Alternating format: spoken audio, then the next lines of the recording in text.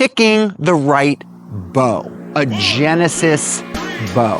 Recurve compound bow uses a pulley system, and this is called a cam, no longer 50 pounds. The shorter bows you want for hunting, you can't pull back.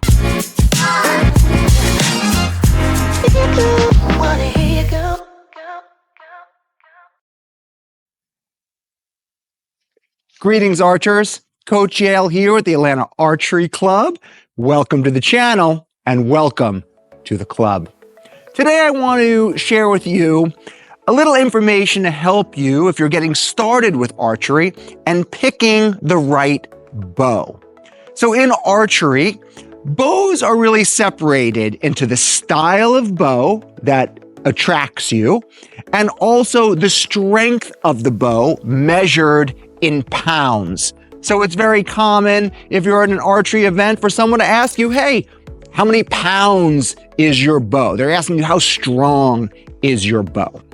So off the bat, if you're just getting started, I recommend this bow. It's called a Genesis bow. And a Genesis bow is kind of a hybrid bow, okay? So when I talk about the styles of bow that archery is divided into, the basic categories are recurve. There's a longbow, like the old school traditional English longbow, pretty much a stick and a string. You have the recurve bow, and the recurve is simply an old school longbow that was then, this recurve was added to the bow. First by the Egyptians, actually, who needed a shorter bow to shoot from chariot, right? Super cool. They totally had a major breakthrough, right? Because you're going to store more kinetic energy when the limb is curved. Super cool. So recurve and different styles of recurve and compound bow. Okay, so the elephant in the room, right? Clearly what separates the two styles the most is a compound bow uses a pulley system, okay? Traditional bows, recurve bows, horse bows, stick and string still, different styles. Compound bows use a pulley system. And what the pulley system does, just like a regular pulley system, right? If you have a pulley and you have to lift the heavy load, it makes it easier. That's what the compound does for the archer. So let's just say, like I was discussing, bows are separated into the style and also the strength of the bow. So let's just say a bow costs you 50 pounds of strength to pull it back. A compound bow and the pulley system helps to remove some of that effort. And depending on the bow, some have 60%. We call it let off, okay? That's the amount of effort it takes. It lets off the effort that you're pulling it back. And that happens, so let's just say for this example, 50 pounds it takes to pull this bow back. It's still 50 pounds until this, and this is called a cam versus a wheel. Once the cam spins, okay, boom, after the cam spins, the effort, the let off is happening. So back here holding, you got to get through, I say it's a hill and a valley, right? Once you get over the hump, it's back here, it's no longer 50 pounds. It's whatever the let off of your bow is. Super cool, okay? Compound bows, hunting, target shooting, right? Competition. This is more of a competition bow. It's longer in general. The longer the axis of the bow, it's more typically for competitions, right? Shorter bows you want for hunting because you're going through the woods, you're climbing through the woods, so you want a more compact bow. Okay. A Genesis bow looks similar to a compound bow, right? We have a wheel, we have a cam.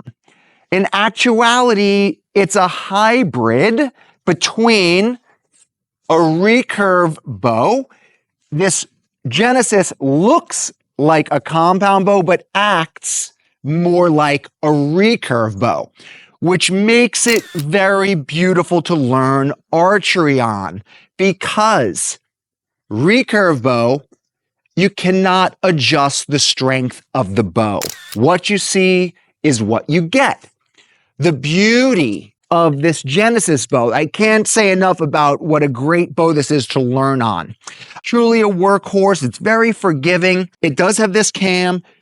It acts like a recurve bow because any size person can use this bow, whereas a compound bow is set specifically, the length of the string is set specifically for the archer, and a recurve bow depends on how long your arms are, right?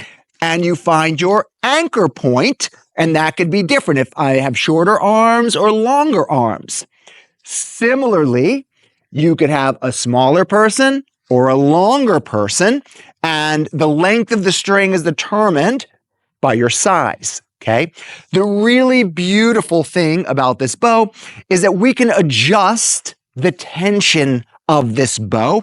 And this Genesis bow maxes out at 20 pounds, which is really a beautiful, goes from about 12 to 20, which is a very beautiful place for a beginner, because archery is such a technique-rich sport and practice.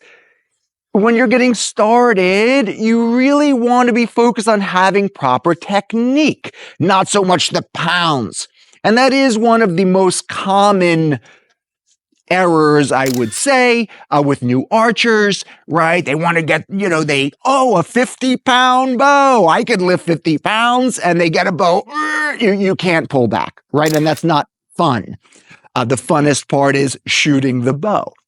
And so I highly recommend this Genesis bow. It is a workhorse. You can adjust the strength, and there's more. I really think this is such a great bow. It has a little brother or a little sister and a big brother and big sister, okay? And they all operate the same way with a simple turn of a little Allen key in the limb bolt here. You just tighty-righty, lefty-loosey. When we loosen, this is called the limb bolt. You simply loosen it up and it takes some tension away. You tighten it up, adds more tension. So hands down, I think if you're just getting into archery and you want to pick up the sport, these bows are really not that expensive. You could check them out in the links attached here. You can get started in a really cost-effective way with a bow that's going to last and work. You're never going to go wrong getting one of these Genesis bows to get started, to learn technique and start getting the feel for shooting a bow. If you have any questions, put them below. And as always, you have a beautiful day and look forward to seeing you at the range.